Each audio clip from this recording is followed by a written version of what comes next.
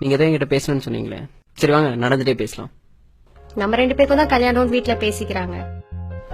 So நான் கல்யாணம் பண்ணிக்க போறவர்கிட்ட கண்டிப்பா இந்த முக்கியமான விஷயத்த சொல்லி ஆகணும்னு தான் கூப்பிட்டேன். சொல்லுங்க. நான் காலேஜ் படிக்கும் போது ஒரு பையனை லவ் பண்ணேன்.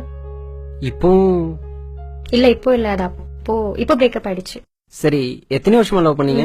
3 years. ஓ, கரெக்டா காலேஜ் முடிகிற வரைக்கும். என்ன? அது ஒண்ணும் இல்ல, ஜஸ்ட் நீங்க சொல்லுங்க. நான் தான் ஃபர்ஸ்ட் ப்ரப்போஸ் பண்ணேன், இல்லன்னு சொல்லல. But over restrictions.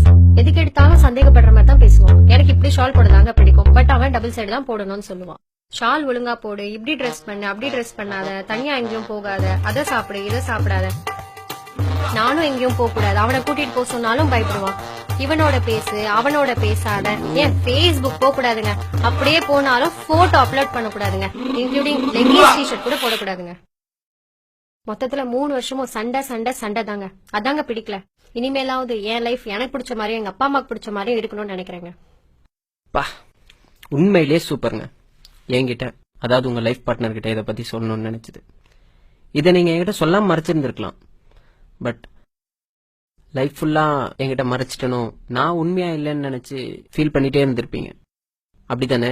இதை சொல்லிட்டா மட்டும் நம்ம ஃபியூச்சர்ல சந்தோஷமா இருந்துட முடியுமா?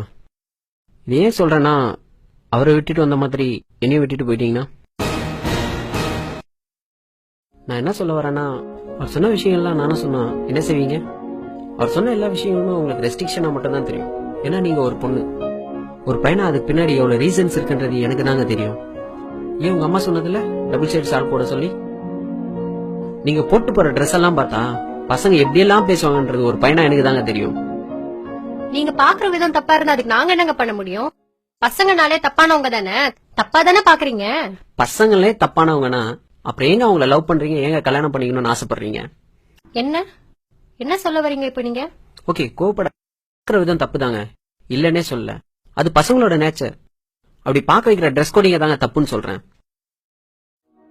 கண்டிப்பா நீங்க டிஷர்ட்டோ லெகின்ஸோ போட்டு போனீங்கன்னா பாக்குறவங்க எல்லாம் நல்ல ஃபிகர்னு தாங்க சொல்லுவாங்க. ஏன் நான் கூட சொல்லுவேன். பட் நல்ல பொண்ணுன்னு யாராவது சொல்லுவாங்களா?